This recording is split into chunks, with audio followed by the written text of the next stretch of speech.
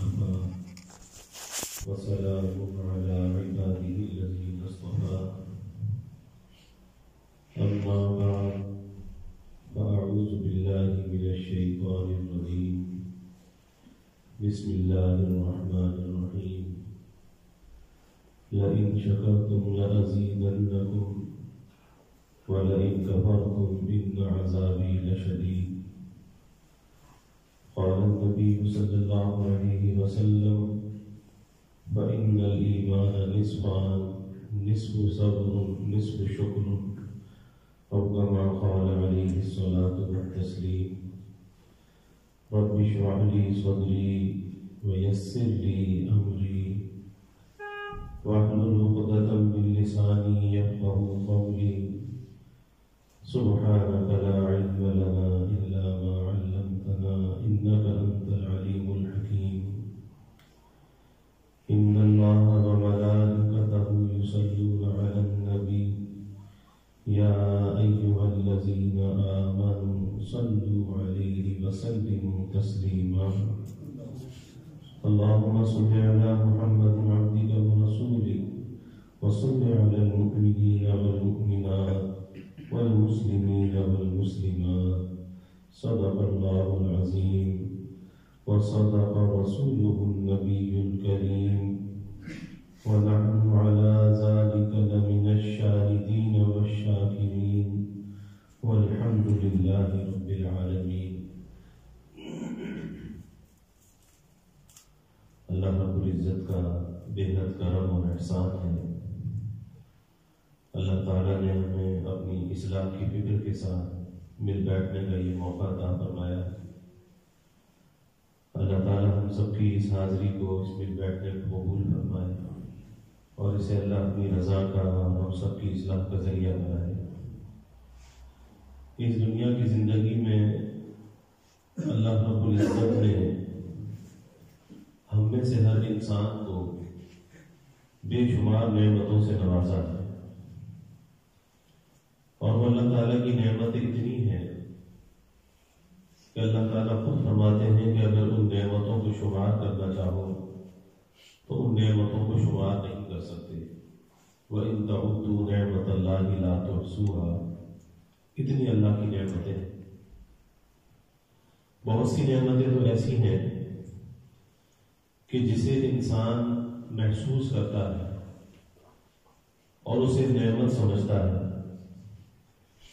لیکن بہت سی نعمتیں ایسی ہیں کہ وہ نعمت تو ہوتی ہے لیکن اسے انسان محسوس نہیں کرتا، اس لیے اسے نعمت بھی نہیں سمجھتا. جبکہ حقیقت یہ ہے کہ ہر نعمت ہم سے شکر کا تقاضا کرتی ہے کہ اللہ نے جو نعمت ہمیں عطا کی ہے اس نعمت پر اپنے مالک کا خالق کا شکر ادا کیا جائے. پہلی چیز تو یہ ہے کہ شکر کہتے کس کو ہیں؟ شکر اس کو کہتے ہیں کہ جب کسی کی جانب سے ہم پر کوئی احسان کا معاملہ ہو تو اس کے احسان کو محسوس کرنا اور محسوس کر کے اس کی شکر گزاری کرنا. شکر گزاری کے دو طریقے.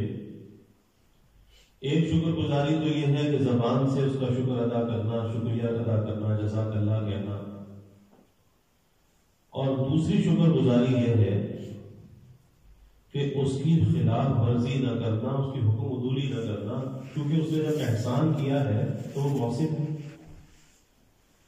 اور دنیا کے اندر ہم اپنے محسنین کے ساتھ ایسا ہی معاملہ کرتے ہیں کہ اگر کسی انسان کی جانب سے ہمیں کوئی راحت ملتی ہے، کسی کا احسان ہوتا ہے، تو پھر ہم اس کی حکم عدولی بھی نہیں کرتے بلکہ شکر گزاری میں لگے رہتے ہیں.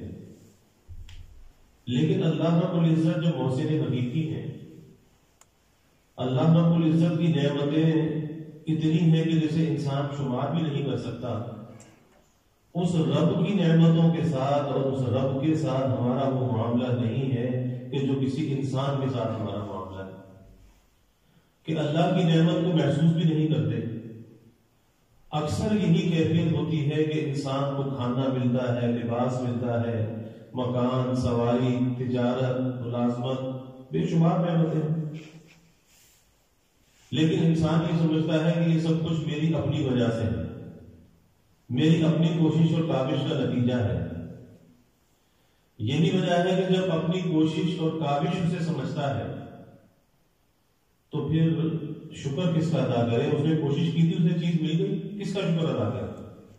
یہ ایک دھوکہ ہے۔ اس دھوکے سے ہمیں اپنے آپ کو نکالنا چاہیے کہ ہم ہر نعمت کے حصول میں، چاہے وہ نعمتیں جسمانی نعمتیں ہیں، مادی نعمتیں ہیں، روحانی نعمتیں ہیں، ایمانی نعمتیں ہیں، کسی بھی اعتبار سے ہم ہر نعمت کے حصول میں اللہ تعالیٰ کے محتاج ہیں۔ اپنے طور پر انسان کسی نعمت کو حاصل نہیں کر سکتا اگر اللہ نہ چاہے، اللہ کے محتاج ہے۔ اور جیسے نعمت کے حاصل کرنے میں، نعمت کے حصول میں اللہ کے محتاج ہے، اس نعمت کے باقی رہنے میں بھی اللہ کے محتاج ہے، اس کے بقا میں بھی اللہ کے محتاج ہے۔ صرف انسان اپنے وجود کو دیکھ لے کہ اچھا بھلا انسان ہوتا ہے، صحت مند ہوتا ہے، تندرست ہوتا ہے، لیکن اچانک کوئی بیماری آ جاتی ہے۔ اب اس انسان کے اندر اتنی قوت نہیں ہے، اتنی صلاحیت نہیں ہے کہ اس آنے والی بیماری سے اپنا بچاؤ کر سکے۔ اگر کوئی انسان بیماری سے بچا ہوا ہے تو اس کا یہ مطلب نہیں کہ اپنی کسی کوشش سے بچا ہوا ہے، بلکہ وہ بیماری سے اللہ کے فضل سے بچا ہوا ہے، اللہ کے حکم سے بچا ہوا ہے۔ اگر کوئی انسان نقصان سے بچا ہوا ہے تو نقصان سے بچا ہونا اس کی اپنی کسی کوشش کا نتیجہ نہیں ہے، اللہ کا فضل ہے کہ بچا ہوا ہے۔ کسی حادثے سے بچا ہوا ہے، کس لیے بچا ہوا ہے؟ اپنی کوشش سے نہیں بچا ہوا، اللہ کے فضل سے بچا ہوا ہے۔ اور یہ بھی اللہ تعالیٰ کی نعمت ہے جو ہمیں نظر نہیں آتی۔ حکیم الامت حضرت تھانوی رحمۃ اللہ علیہ فرماتے تھے کہ نعمتیں دو قسم کی ہیں، ایک وجودی نعمتیں ہیں جن کا وجود ہمیں نظر آتا ہے، اور ایک عدمی نعمتیں ہیں جن کا وجود ہمیں نظر نہیں آتا لیکن وہ نعمت ہوتی ہے۔ مثلا ہم زبان سے بات کر رہے ہیں، اس زبان میں قوت گویائی موجود ہے، یہ قوت گویائی ضائع نہیں ہوتی، یہ بھی اللہ کی نعمت ہے۔ اگر یہ ضائع ہو جائے انسان کیا کر سکتا ہے؟ آنکھ سے انسان دیکھ رہا ہے، اب یہ آنکھ میں جو قوت بصارت موجود ہے اور یہ ضائع نہیں ہوتی تو یہ اللہ کا فضل ہے، اللہ کی نعمت ہے۔ اگر یہ ضائع ہو جائے تو ہم اسے روک سکتے ہیں؟ کوئی نہیں روک سکتا۔ انسان سڑک پر گاڑی چلاتا ہے، گاڑی ڈرائیو کرتا ہے، ہر قسم کے حادثے سے بچ کر گھر پہنچ جاتا ہے، اپنے کام پر پہنچ جاتا ہے، تو یہ حادثے سے بچنا اس کا کمال نہیں ہے، اللہ کی نعمت اس کے شامل حال ہے کہ یہ بچا ہوا ہے، اللہ کا فضل شامل حال ہے۔ اور یہاں تک حکیم الامت رحمۃ اللہ علیہ فرماتے تھے کہ انسان یہ جو کھانا کھاتا ہے، لقمہ منہ میں رکھتا ہے، چباتا ہے، اسے نگلتا ہے، لیکن اسے خود یہ نہیں پتا کہ سانس کی نالی کون سی ہے، کھانے کی نالی کون سی ہے، اسے نہیں معلوم۔ اور وہ کھانا سانس کی نالی میں نہیں جاتا، وہ کھانے کی نالی میں جاتا ہے۔ جتنے لقمے ہی منہ میں ڈالتا ہے اتنی مرتبہ اپنے آپ کو ہلاکت میں ڈالتا ہے، کیونکہ وہ لقمہ اگر سانس کی نالی میں چلا جائے اس کی موت واقع ہو جائے۔ تو ہر مرتبہ یہ اپنے کو ہلاکت میں ڈالتا ہے، لیکن اللہ اس کی حفاظت کرتا ہے کہ وہ سانس کی نالی میں لقمہ نہیں جاتا، وہ کھانے کی نالی میں جاتا ہے۔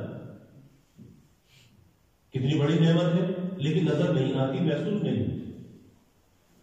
اسی طریقے سے اس دنیا کی زندگی میں ہم مال کو، صحت کو، اولاد کو، گھر بار کو نعمت سمجھتے ہیں، مگر 4 نعمتیں ایسی ہیں جو اللہ کے حبیب صلی اللہ علیہ وسلم نے بیان فرمائی، اور وہ 4 نعمتیں اتنی بڑی نعمتیں ہیں کہ آپ صلی اللہ علیہ وسلم فرماتے ہیں کہ جسے وہ 4 نعمتیں مل گئی تو دنیا اور آخرت کی نعمتیں اکٹھی کر کے اسے دے دی گئی۔ تو 4 نعمتیں اتنی بڑی ہیں اور اکثر ہمیں وہ حاصل بھی ہیں، لیکن چونکہ ہمیں ان کا نعمت ہونا معلوم نہیں ہے، یہی وجہ ہے کہ کبھی شکر کی کیفیت دل کے اندر پیدا نہیں ہوتی۔ وہ نعمتیں کون سی ہیں؟ فرمایا پہلی چیز تو یہ ہے کہ انسان کو شکر کرنے والا دل نصیب ہو جائے. شکر کرنے والا دل. اب یہ شکر کرنے والا دل کیسا دل ہے کہ یہ شکر کرنے والا دل وہ دل ہے کہ جو سب سے پہلے اللہ کی نعمت کو محسوس کرتا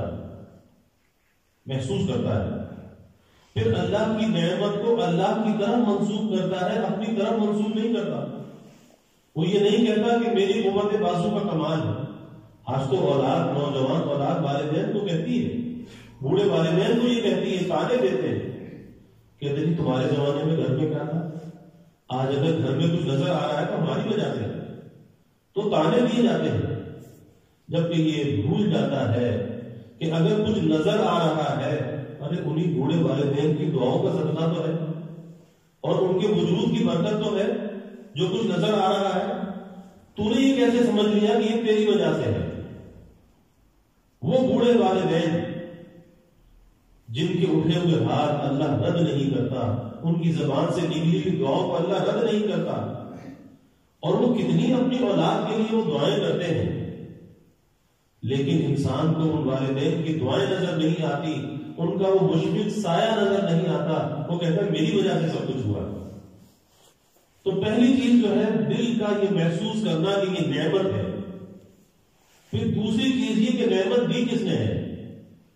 کیا کسی ہماری کوشش کا نتیجہ ہے یا اللہ رب العزت کی عطا ہے؟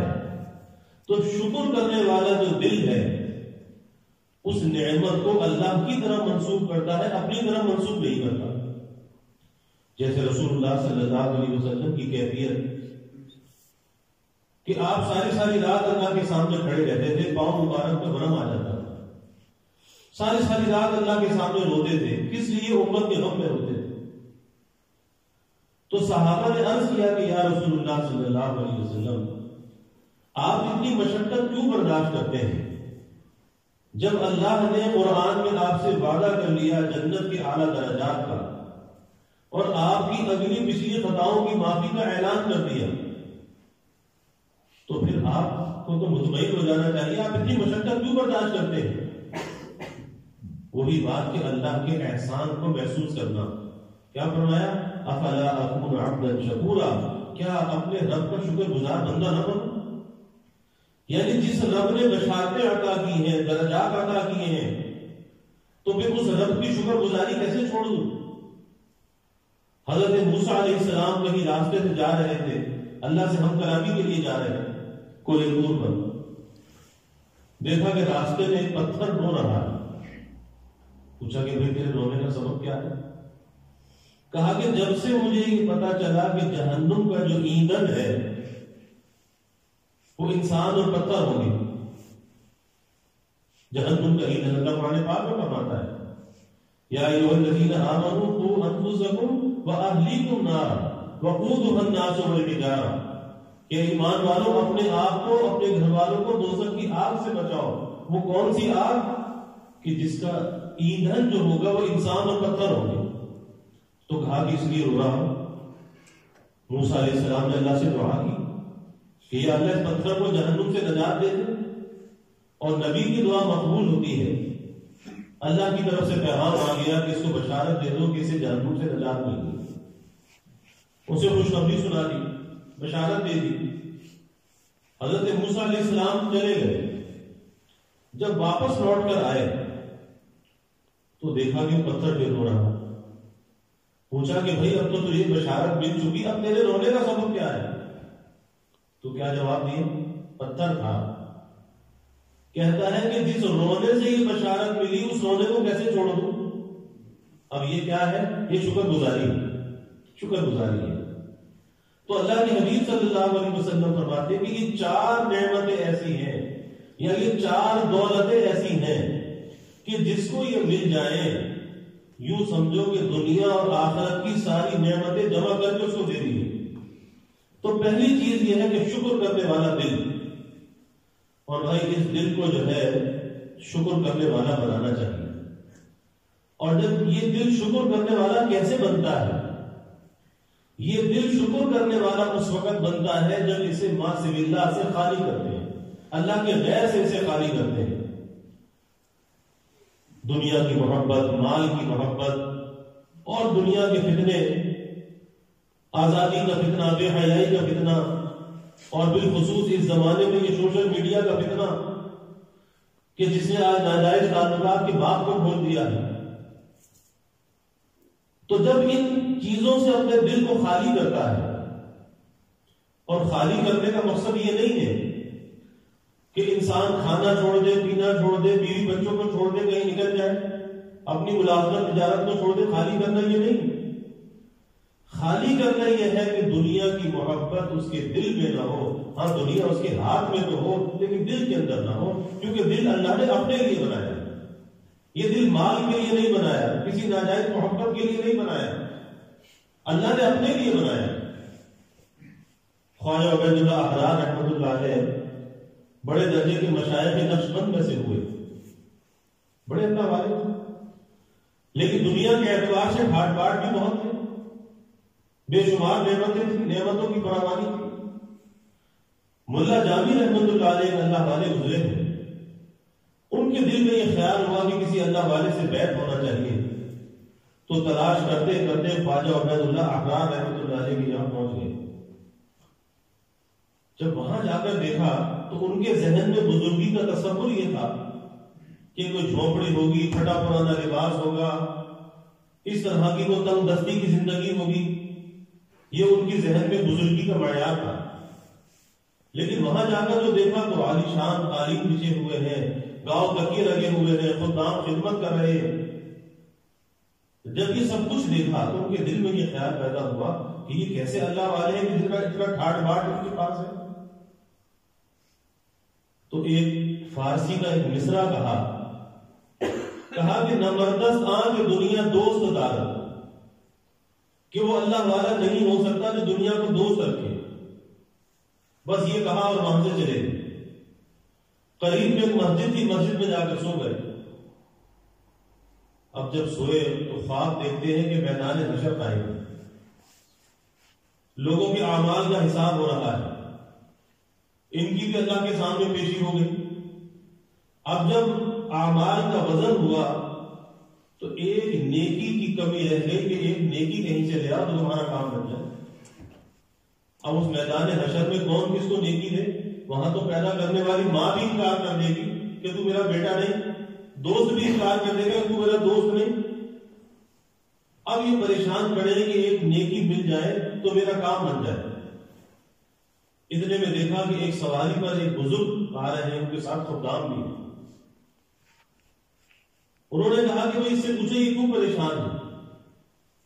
کہا کہ مجھے تو ایک نیکی چاہیے، ایک نیکی مل جائے تو میرا کام بن جائے. کہا کہ ہماری نیکیاں جو یہاں پر جمع ہیں اس میں سے ایک نیکی اس کو دے دو. بس ایک نیکی مل گئی، ان کا کام بن گیا. تو آگے بڑھ کر یہ پوچھا کہ یہ تو بتاؤ کہ یہ شخصیت کون ہے؟ کہا کہ یہ خواجہ عبید اللہ احرار، جن کو چھوڑ کر آئے تھے، جن پر یہ اعتراض کر کے آئے تھے کہ نہ مردس آنکھ دنیا دوست دارت، کہ وہ اللہ والا نہیں ہو سکتا جو دنیا کو دوست رکھے. بس آنکھ کھلی، خواب سے بیدار ہوئے، فوراً خانقاہ میں پہنچے اور جا کر کہا کہ حضرت قبول کروا دیں. تو شیخ نے کہا کہ یہ تو بتاؤ کہ جو تم نے ایک مصرع کہا تھا وہ کیا کہا؟ ان کو بھی کشف ہو گیا. کہا کہ میری غلطی تھی، میں اس سے معافی چاہتا ہوں. کہا کہ نہیں، پہلے اپنی مرضی سے کہا تھا، اب ہمارے کہنے سے کہو. کہا کہ حضرت میں نے یوں کہا تھا کہ نمردست آنکھ دنیا دوست دارت، کہ وہ اللہ والا نہیں ہو سکتا جو دنیا کو دوست رکھے. کہا کہ تم نے بالکل صحیح کہا، لیکن ابھی یہ نامکمل ہے، اس کے ساتھ ایک جملہ اور ملا لو، اگر دارت برائے دوست دارت، کہ اگر دنیا کو دوست رکھے اس دوست کے لیے تو پھر یہ دنیا مددگار ہے، اور اگر دنیا کو صرف دنیا کے لیے اپنے پاس رکھے تو یہ دنیا مددگار نہیں ہے. تو میں یہ عرض کر رہا تھا کہ دل شکر گزار جب بنتا ہے کہ جب اللہ کے غیر سے دل کو خالی کرتا ہے، ان ناجائز محبتوں کو دل سے نکالتا ہے، اللہ کے لیے اپنی چاہتوں کو قربان کرتا ہے، تو یہ دل اللہ کے غیر سے خالی ہوتا ہے. اور جب یہ دل خالی ہوتا ہے اس دل کے اندر اللہ ہوتا ہے اور یہ دل شکر گزار ہوتا ہے. اور پھر سب سے بڑی بات تو یہ ہے کہ اگر انسان کے اندر عقل سلیم ہے، صحیح سوجھ بوجھ رکھنے والی عقل، تو پھر اسے اللہ کی نعمتوں میں غور ضرور کرنا چاہیے، اللہ کی نعمتوں کے بارے میں سوچنا چاہیے کہ کیسی کیسی اللہ کی نعمتیں میرے شامل حال ہیں۔ اور جتنا انسان اللہ کی نعمتوں میں غور کرتا ہے اتنی اللہ تعالیٰ کی معرفت اور شناخت بڑھتی جاتی ہے، اور جتنی معرفت بڑھتی جاتی ہے اتنی محبت بڑھتی جاتی ہے، اور جتنی محبت بڑھتی جاتی ہے اس کی زندگی میں اطاعت بڑھتی جاتی ہے اور نافرمانی کم ہوتی چلی جاتی ہے، اور ایک وقت آتا ہے کہ نافرمانی ختم ہو جاتی ہے۔ کس وجہ سے؟ اسے حیا آتی ہے، شرم آتی ہے کہ جس رب کے اتنے احسانات، اتنی نعمتیں شامل حال، اس کی نافرمانی کیسے کروں اور اس کی اطاعت کو میں کیسے چھوڑ دوں؟ تو اس درجے حیا غالب ہوتی ہے، شرم غالب ہوتی ہے کہ وہ اللہ کی نافرمانی کے قریب نہیں جاتا۔ لیکن پہلی چیز کیا ہے، پہلا قدم کیا ہے؟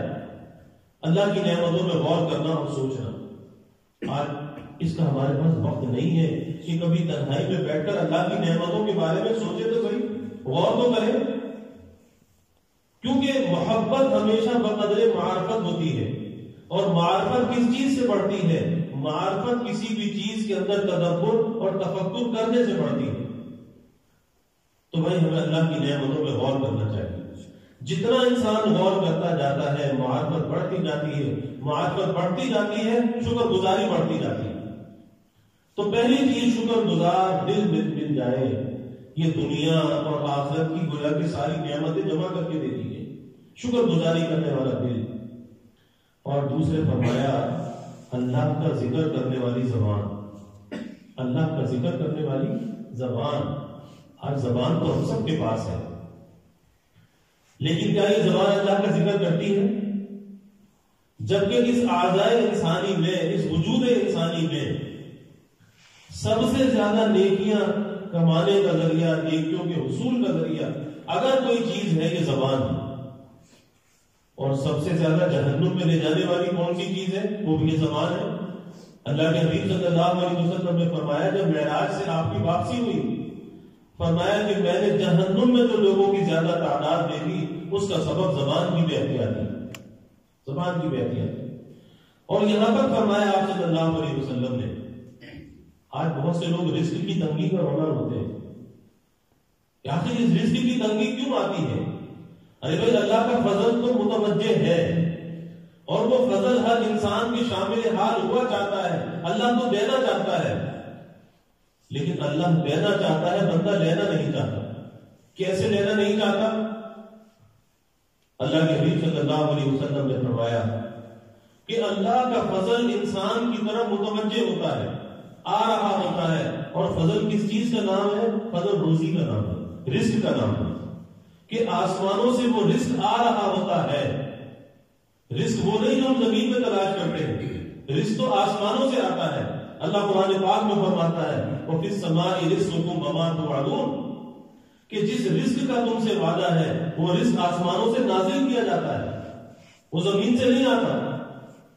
تو وہ اللہ کا فضل متوجہ ہوتا ہے، آ رہا ہوتا ہے، لیکن یہ اپنی زبان سے کوئی ایسا کلمہ نکال دیتا ہے کہ وہ اللہ کا فضل جو آ رہا ہوتا ہے واپس چلا جاتا ہے، یعنی وہ رزق واپس چلا جاتا ہے۔ اب یہ پریشان کہتا پتہ نہیں کیا ہو، کیوں تنگی آ گئی، کیوں پریشانی آ گئی کہ پہلے مٹی میں ہاتھ ڈالتا تھا سونا بن جاتا تھا، اب کیا مسئلہ ہوا؟ کیا؟ ارے بھائی قصور ہے، غلطی ہے، ایسے قوم کا نہیں ہو گیا۔ اس لیے اپنی غلطیوں کو سوچنا چاہیے کہ میری کسی غلطی کی پاداش کے اندر یہ سزا تو مسلط نہیں ہوگی۔ تو یہ زبان کی جو بے احتیاطی ہے یہ کوئی معمولی بات نہیں ہے۔ اسی لیے اللہ کے حبیب صلی اللہ علیہ وسلم نے فرمایا کہ جو چپ رہا، خاموش رہا، فرمایا کہ اس نے نجات پائی۔ من سکت نجا، من صمت نجا، کہ جو خاموش رہا اس نے نجات پائی۔ تو بولنے کے اندر نجات نہیں ہے، کیونکہ بولنے کا حساب دینا پڑے گا۔ ہاں کوئی خاموش رہا، جتنی دیر خاموش رہا اتنی دیر گناہ سے تو بچا رہا، برائی سے تو بچا رہا، اور جو وقت گناہ سے بچ کر گزر جائے وہ بھی بڑی عافیت کا وقت ہے، وہ بھی قیمتی وقت ہے کہ گناہ سے بچ کر تو گزر گیا۔ اور یاد رکھیے کہ زیادہ بولنا کمال کی علامت نہیں ہے، ہاں خاموش رہنا یہ کمال کی علامت، بولنا کمال کی علامت نہیں ہے۔ اس لیے بھائی خاموشی کو اختیار کرنا چاہیے، اور اس سے بہتر یہ ہے کہ اپنی زبان کو اللہ کے ذکر میں لگانا چاہیے، اللہ کی یاد میں لگانا چاہیے، کہ یہ جو زبان چرچا چلانے کی عادت ہے، اس عادت کے مصرف کو بدل دیا جائے کہ زبان چلتی بھی رہے لیکن اللہ کے ذکر کے ساتھ چلتی رہے۔ اس لیے اللہ کے حبیب صلی اللہ علیہ وسلم سے ایک صحابی نے سوال کیا کہ یا رسول اللہ صلی اللہ علیہ وسلم سب سے افضل عمل کون سا ہے؟ آپ نے فرمایا کہ جب تم اور میں اللہ کا ذکر کر رہے ہو یہ سب سے افضل عمل ہے۔ تو دوسری بات آپ صلی اللہ علیہ وسلم نے فرمائی کہ جسے زبان ذکر کرنے والی مل جائے تو یہ علامت اس بات کی ہے کہ اسے دنیا اور آخرت کی نعمتیں جمع کر کے دے دی گئی۔ اور تیسری بات آپ نے فرمایا کہ مصیبتوں پر صبر کرنے والا بدن، مصیبتوں پر صبر کرنے والا بدن، قلب شاکر، لسان ذاکر اور بدن صابر، مصیبتوں پہ صبر کرنے والا۔ اور بھائی صبر اور شکر جو ہے یہ دونوں بہت بڑے عمل ہیں، اخلاق حسنہ کے اندر یہ دونوں بہت بڑے خلق عظیم ہیں، کیونکہ ایک انسان کو جو جنت حاصل ہوتی ہے یا صبر کے راستے سے ہوتی ہے یا شکر کے راستے سے ہوتی ہے۔ کبھی اللہ کی طرف سے نعمتوں کی فراوانی ہوتی ہے، اور جب بندہ اللہ کی نعمتوں پر شکر کرتا ہے وہ شکر اسے جنت میں لے جانے کا ذریعہ بن جاتا ہے۔ اور کبھی اللہ تعالیٰ کی طرف سے آزمائش اور امتحان آ جاتا ہے، کوئی بیماری آ جاتی ہے، کوئی نقصان آ جاتا ہے، کوئی حادثہ پیش آ جاتا ہے، انسان اس پہ صبر کرتا ہے اور یہ صبر اسے جنت میں لے جانے کا ذریعہ بن جاتا ہے۔ اسی لیے بزرگوں نے فرمایا کہ یہ صبر اور شکر یہ انسان کی زندگی کی گاڑی کے یہ دو پہیے ہیں، یہ دو وہیل ہیں کہ اس پر انسان کی زندگی کی گاڑی چل رہی ہے کہ کبھی اس کی زندگی کے اندر خوشگوار حالات آتے ہیں اور کبھی اس کی زندگی میں ناگوار حالات آتے ہیں، کبھی طبیعت کے موافق آتے ہیں، کبھی طبیعت کے خلاف آتے ہیں، اور دونوں موقع کا حق ہمیں بتایا گیا کہ جب خوشگواریاں آئیں تو کیا کرو؟ اللہ کا شکر ادا کرو، کسی بڑائی کے اندر مبتلا نہ ہو، اللہ کی نعمت پر اترانے بند کا شکار نہ ہو، اس نعمت کو اپنی طرف منسوب نہ کرو بلکہ اس نعمت کو اللہ کی طرف منسوب کرو۔ اور پھر سب سے بڑا شکر یہ ہے کہ اللہ کی دی ہوئی نعمت کو اس کی مرضی میں استعمال کرو، اس کی مرضی کے خلاف استعمال نہ کرو، یہ اس نعمت کا شکر ہے۔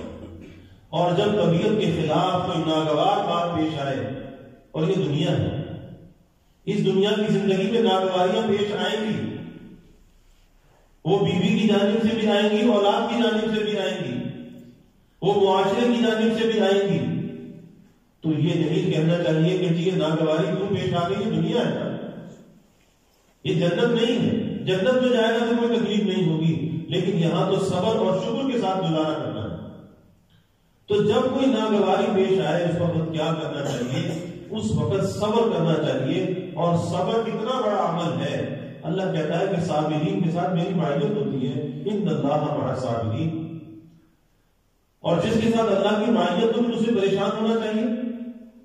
اور صبر کا اجر اتنا بڑا ہے کہ حدیث میں آتا ہے کہ قیامت کے دن بہت سے لوگ ایسے ہوں گے کہ جن کے ساتھ نیکیوں کے بڑے بڑے ذخیرے ہوں گے۔ لوگ پوچھیں گے کون لوگ ہیں؟ انبیاء ہیں، کون ہیں کہ جن کے ساتھ اتنا نیکیوں کا ذخیرہ ہے؟ بتایا جائے گا کہ یہ وہ اہل مصیبت ہیں کہ جن پر دنیا کے اندر مصیبت آئی، پریشانی آئی، جسمانی بیماریاں آئی، حادثات پیش آئے، لیکن اللہ کی رضا میں راضی رہے، صبر کرتے رہے، آج ان مصیبتوں کے بدلے اللہ نے نیکیوں کے لیے پہاڑ عطا کیے۔ تو اس وقت وہ لوگ جو دنیا میں راحت اور خوشی کے ساتھ رہے ہوں گے، اس بات کی آرزو اور تمنا کریں گے کہ کاش دنیا کے اندر ہمارے جسموں کو کیچیوں کے ساتھ کاٹا گیا ہوتا اور ہم اس پہ صبر کرتے، آج ہمیں نیکیوں کے ذخیرے ملتے۔ تو صبر کوئی معمولی عمل نہیں ہے۔ اس لیے جب کوئی ناگواری کی بات پیش آ جائے تو کبھی زبان سے گلا شکوہ نہیں کرنا چاہیے، جزا فضا نہیں کرنی چاہیے، بلکہ دل سے اللہ کی رضا میں راضی رہنا چاہیے. اور جو مصیبت آئی ہے، پریشانی آئی ہے، بیماری آئی ہے، اس کو دور کرنے کے اسباب اختیار کرنا چاہیے. اور کسی بھی کام کے لیے اسباب کا اختیار کرنا، یاد رکھیے، صبر کے منافی نہیں ہے. اگر کوئی آدمی بیمار ہو جاتا ہے اس کا یہ مطلب نہیں صبر وہ کرے تو دوا نہ کرے، علاج نہ کرے، اور اگر علاج کیا تو صبر کا ثواب ضائع ہوگا. نہیں، ایسا نہیں. ہاں، اسے صبر یہ ہے کہ اللہ کی رضا میں راضی رہے، لیکن اس بیماری کو دور کرنے کے لیے علاج کرے، ڈاکٹر کے پاس جائے، دوا لے، اس دوا استعمال کرنے کا بھی ثواب ہے. اور یہاں پر اس کے صبر کا اجر ضائع نہیں ہوگا. اجر تو جب ضائع ہوگا کہ جب زبان سے بلا شکوہ کرے کہ مجھ پر یہ بیماری آ گئی، مجھ پر یہ پریشانی آ گئی، تو کبھی ایسے کلمات زبان سے نہیں نکالنے چاہیے. تو تیسری چیز جو میں بیان فرمائی کہ مصیبت پر صبر کرنے والا مدد اللہ اگر دے دے تو یہ بھی دنیا اور آخرت کی گویا کہ سب نعمتیں جمع کر کے سے دے دی گئی. اور چوتھی بات اللہ کے حبیب صلی اللہ علیہ وسلم نے بیان فرمائی کہ عفیفہ پاک دامن بیوی جس کو مل جائے، پاک دامن بیوی کہ جو شوہر کی امانت میں خیانت کرنے والی نہ ہو، کہ جو اپنی نہ جان میں خیانت کرے نہ شوہر کی مال میں خیانت کرے. تو فرمایا کہ یہ بھی اتنی بڑی نعمت ہے کہ اسے گویا کہ دنیا اور آخرت کی ساری نعمتیں جمع کر کے دے دی. تو بھائی یہ چار بڑی بڑی نعمتیں ہیں جو اللہ کے حبیب صلی اللہ علیہ وسلم نے بیان فرمائی. اب ہمیں دیکھنا چاہیے کہ یہ نعمتیں تو ہمارے پاس ہیں، لیکن کیا ان نعمتوں کو ہم محسوس کرتے ہیں؟ اللہ نے دل تو ہر انسان کو دیا ہے، لیکن کیا اس دل کے اندر شکر کی کیفیت ہے یا نہیں؟ ہم اللہ کی نعمتوں پر شکر کرتے ہیں یا نہیں؟ جبکہ نعمتیں تو بھائی ہمارے پاس ہیں، اس لیے ہمیں شکر ضرور کرنا چاہیے. آج ہم میں سے ہر شخص یہ چاہتا ہے اس کی نعمتوں کی حفاظت ہو، نعمتوں میں برکت اور ترقی ہو. تو نعمت میں برکت اور ترقی کا راستہ بھی یہی ہے، اللہ کی نعمتوں پر شکر کیا جائے. اللہ کا وعدہ ہے لئن شکرتم لأزیدنکم، کہ میری نعمتوں پہ شکر کرو تمہاری نعمتوں کو بڑھا دوں گا. اور اللہ کبھی اپنے وعدے کے خلاف نہیں کرتا. اگر قصور ہے تو ہمارا ہے کہ ہم شکر گزاری نہیں کرتے. حضرت موسیٰ علیہ السلام اللہ کے برگزیدہ نبی ہیں، اور نبی کو سب سے زیادہ معرفت اپنے رب کی حاصل ہوتی ہے جو غیر نبی کو حاصل نہیں ہو سکتی. کس طرح اللہ کا شکر ادا کر رہے ہیں؟ اللہ کے سامنے عرض کر رہے ہیں موسیٰ علیہ السلام کہ یا اللہ، تیری چھوٹی سے چھوٹی نعمت بھی اتنی بڑی ہے، تیری چھوٹی سے چھوٹی نعمت بھی اتنی بڑی ہے کہ میں تو اس کا بھی شکر ادا نہیں کر سکتا، تو بڑی نعمت کا شکر کیسے ادا کروں؟ اور نبی سے بڑھ کر کون شکر گزار ہو سکتا ہے؟ لیکن باوجود اس درجے کی شکر گزاری کے اللہ کے سامنے اپنے عجز کا اظہار کر رہے ہیں کہ یا اللہ تیری چھوٹی سے چھوٹی نعمت اتنی بڑی ہے کہ میں اس کا بھی شکر ادا نہیں کر سکتا، تو بڑی نعمت کا تو کیا شکر ادا کروں گا؟ اللہ کی طرف سے وحی آئی کہ اے موسیٰ، تم نے شکر کی حقیقت کو پہچان لیا. شکر کی حقیقت کیا ہے؟ یہ نہیں کہ میں نے شکر ادا کر کے اس کا حق ادا کر دیا. نہیں، ہم جتنا بھی شکر ادا کریں لیکن اللہ کے احسانات اس سے کہیں زیادہ ہیں، پھر ہمارا شکر ناقص ہے اور اللہ کی عطا اس سے کہیں بڑھتا ہے. اور پھر شکر ایسی چیز ہے کہ جہاں یہ شکر اللہ کے لیے ہے وہاں پر انسانوں کے لیے بھی ہے. حدیث میں آتا ہے کہ جو لوگوں کا شکر گزار نہیں ہوتا اللہ کا بھی شکر گزار نہیں ہو سکتا. تو مخلوق کی جانب سے بھی اگر کوئی راحت ملے، بیوی سے راحت ملے، اولاد سے راحت ملے، کسی بھائی مسلمان سے راحت ملے، اس کا شکر گزار ہونا چاہیے. یہ نہیں کہ بیوی کھانے تو مزیدار پکا کے کھلائے اور کبھی دو لفظ شکریہ کے زبان پہ نہ آئے. آج یہ بھی ایک بہت بڑا المیہ ہے. اور یہی وہ چیز ہے کہ جو انسانوں کے اندر تفریق اور دوریاں پیدا کرتی ہے. ارے بھائی اگر اسے تمہیں راحت مل رہی ہے اس کی حوصلہ افزائی کرنی چاہیے، اسے دعا کرنی چاہیے کہ اللہ جزائے خیر دے، اتنا لذیذ کھانا بنایا، اتنی راحت کا خیال کیا، اس کے جزاک اللہ تو کہنا چاہیے. اور اس جزاک اللہ کہنے میں، شکریہ ادا کرنے میں انسان کو چھوٹا نہیں ہو جاتا. مرد یہ سمجھتا ہے کہ میں نے بیوی کا اگر شکریہ ادا کر دیا تو میں وہ چھوٹا ہو جاؤں گا.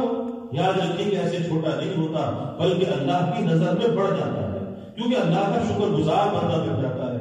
حضرت عمر رضی اللہ تعالیٰ کے زمانے میں ایک شخص مسجد نبوی میں بیٹھا ہے اور اللہ سے دعا کر رہا ہے کہ یا اللہ تو اپنے تھوڑے جو بندے ہیں ان تھوڑے بندوں میں سے مجھے بھی کر دے. حضرت عمر رضی اللہ تعالیٰ عنہ کی دعا کو سن رہے ہیں. وہ بار بار یہ دعا کر رہا ہے، بار بار یہ دعا کر رہا ہے.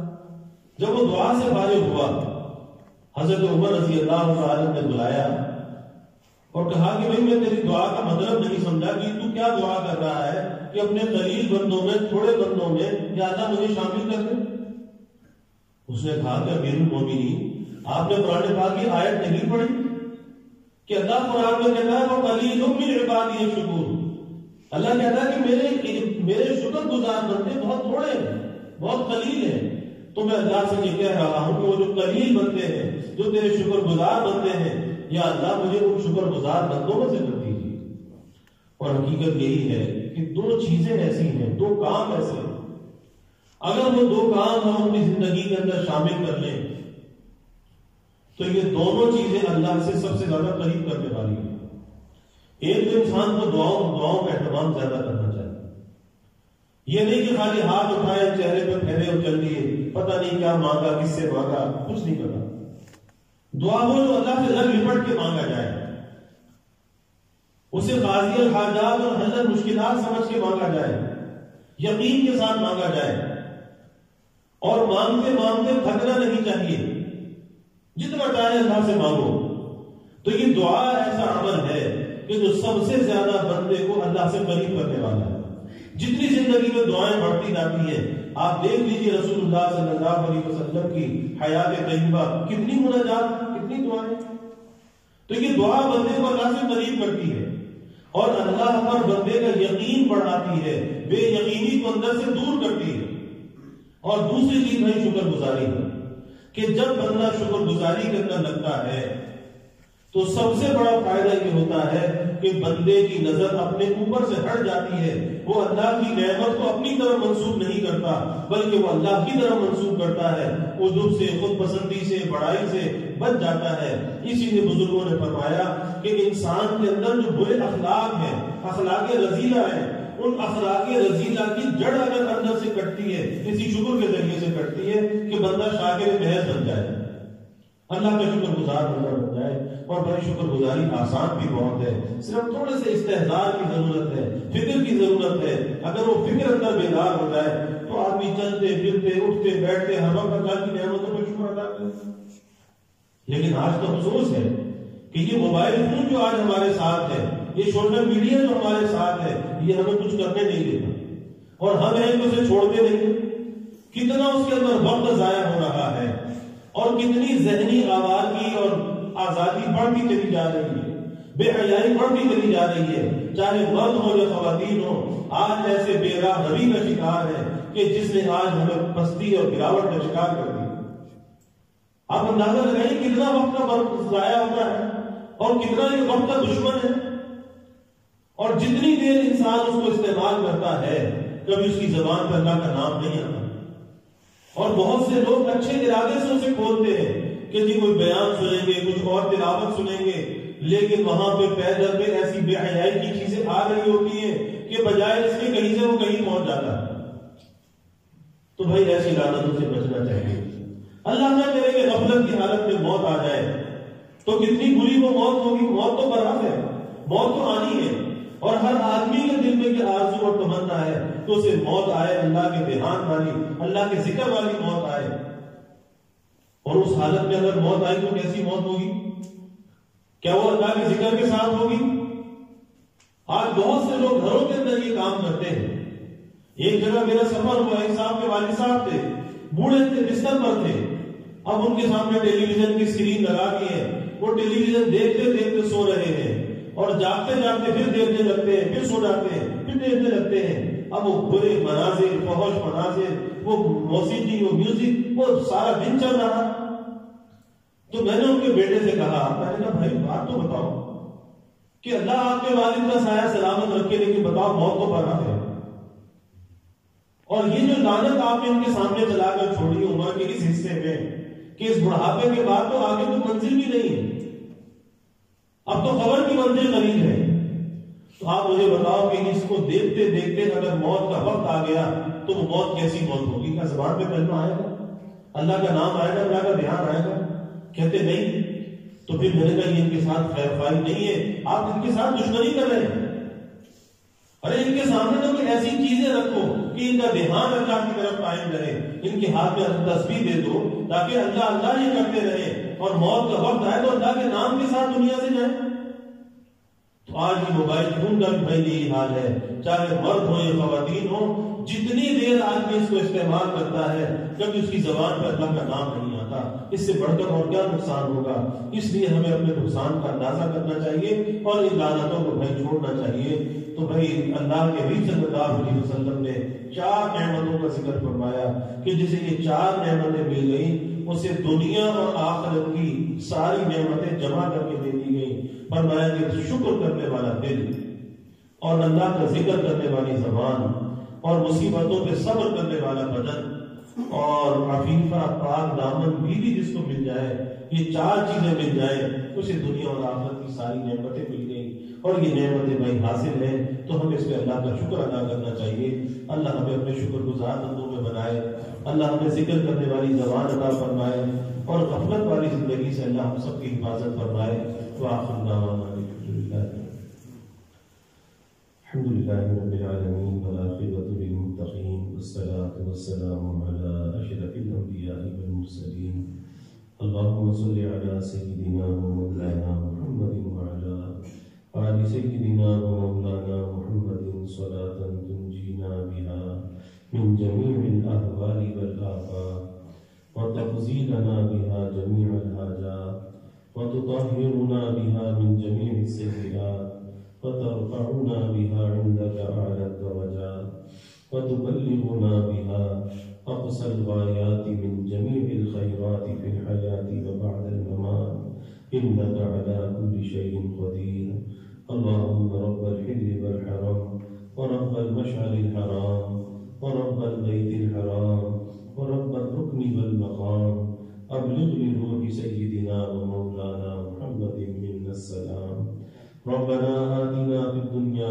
حسنة وفي الآخرة حسنة وقنا عذاب النار ربنا أتمم لنا نورنا واغفر لنا إنك على كل شيء قدير ربنا ظلمنا أنفسنا وإن لم تغفر لنا وترحمنا لنكونن من الخاسرين ربنا هب لنا من أزواجنا وذرياتنا قرة أعين واجعلنا للمتقين إماما اللهم ألف بين قلوبنا وأصلح ذات بيننا واهدنا سبل السلام ونجنا من الظلمات إلى النور وجنبنا الفواحش ما ظهر منها وما بطن وبارك لنا في أسماعنا وأبصارنا وقلوبنا وأزواجنا وذرياتنا وتب علينا إنك أنت التواب الرحيم واجعلنا شاكرين لنعمتك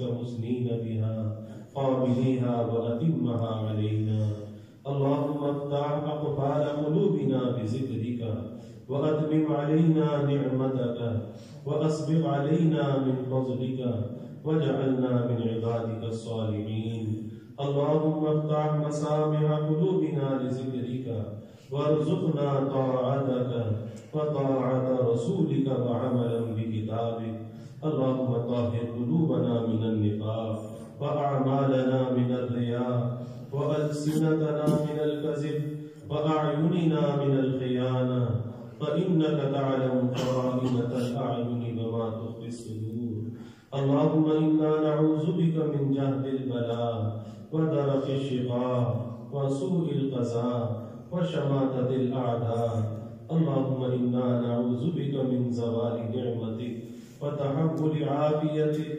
وفجاءة نقمتك وجميع سخطك يا الله يا رحمن يا رحيم يا كريم يا أرحم الراحمين يا أكرم الأكرمين یا اللہ ہمارے گناہوں کو معاف فرما، خطایا سے درگزر فرما، یا اللہ اپنی محبت معرفت عطا فرما، اپنی رضا والی زندگی یا اللہ نصیب فرما، اپنے رضا والے کاموں کی یا اللہ توفیق عطا فرما، یا اللہ اپنی مرضیات پہ چلنا آسان فرما، نامرضیات سے ہماری حفاظت فرما، اپنی نعمتوں کی قدردانی نصیب فرما، نعمتوں کے کفران سے یا اللہ ہماری حفاظت فرما، یا اللہ قلب شاکر عطا فرما، لسان ذاکر عطا فرما، بدن صابر عطا فرما، یا اللہ ہماری ازواج کو عفیفہ اور پاک دامن بنا، ہر قسم کے ماحول کے شر سے فتنوں سے یا اللہ حفاظت فرما، یا اللہ ہمیں با اخلاق بنا،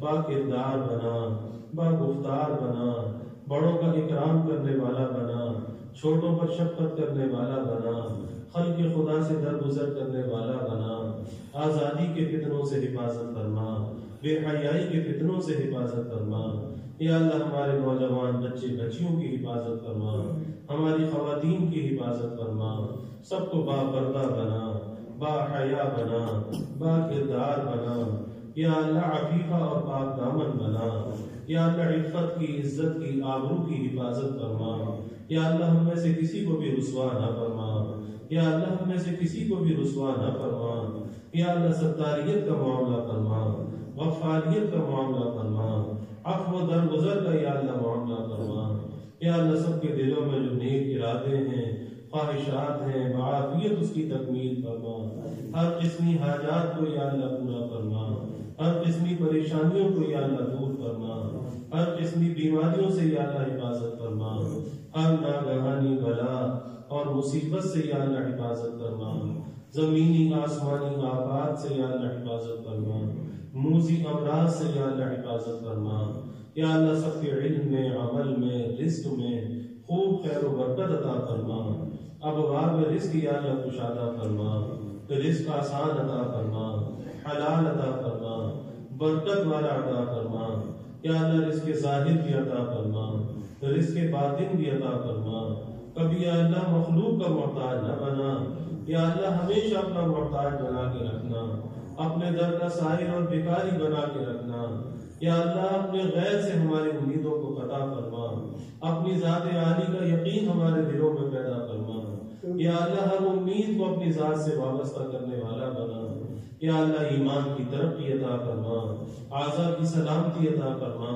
ہر محتاجی سے، معذوری سے ہماری حفاظت فرما، یا اللہ جو جو ہماری عمر بڑھتی جائے، یا اللہ ہماری نعمتوں کو بڑھاتے جانا، ہماری نیکیوں کو بڑھاتے جانا، یا اللہ ہماری عافیت کو بڑھاتے جانا، یا اللہ سب سے زیادہ ہمارے ایمان کو بڑھا دینا، یا اللہ جب وقت آخر آئے، وقت ملاقات آئے، یا اللہ سب سے زیادہ ایمان ہمارے پاس ہو، یا اللہ دنیا سے رخصتی یا اللہ اپنے استحضار والی عطا فرما، اپنے ذکر والی عطا فرما، بری موت سے، غفلت والی موت سے یا اللہ ہماری حفاظت فرما، یا اللہ موت کے وقت یا اللہ موت کی رغبت ہمیں عطا فرما، اپنی ملاقات کا شوق یا اللہ ہمیں عطا فرما، یا اللہ ہماری قبروں کو جنت کا باغ بنا، یا اللہ میدان حشر کی ذلت و رسوائی سے بچا، اپنے حبیب صلی اللہ علیہ وسلم کی شفاعت نصیب فرما، آپ کی شفاعت سے یا اللہ ہمیں جنت کا ٹھکانہ عطا فرما، اپنے حبیب کا جوار اور دیار نصیب فرما، آپ کی تعلیمات میں چلنے والا بنا، آپ کی تعلیمات کی مخالفت سے یا اللہ حفاظت فرما، یا اللہ پیارے حبیب صلی اللہ علیہ وسلم کی غلامی میں جینے اور مرنے کی یا اللہ ہمیں توفیق عطا فرما، یا اللہ دنیا میں جہاں کہیں بھی مسلمان مظلوم ہیں یا اللہ سب کی دستگیری فرما، سب کے جان، مال، ایمان، عزت آبرو کی حفاظت فرما، گھر بار کی حفاظت فرما، اولاد کی یا اللہ حفاظت فرما، یا اللہ اپنی خاص رحمتوں کا، برکتوں کا، نعمتوں کا، راحتوں کا نزول فرما، زحمتوں کو یا اللہ دور فرما، یا اللہ ہمیں دین دنیا آخرت کی ہر بلائی عطا فرما، عافیت دارین عطا فرما، عافیت دائمہ عطا فرما، ربنا تقبل منا انك انت السميع العليم وتب علينا انك انت التواب الرحيم وجزا الله عنا محمدا صلى الله عليه وسلم وآله وصلى الله تعالى وسلم على النبي الكريم آمين.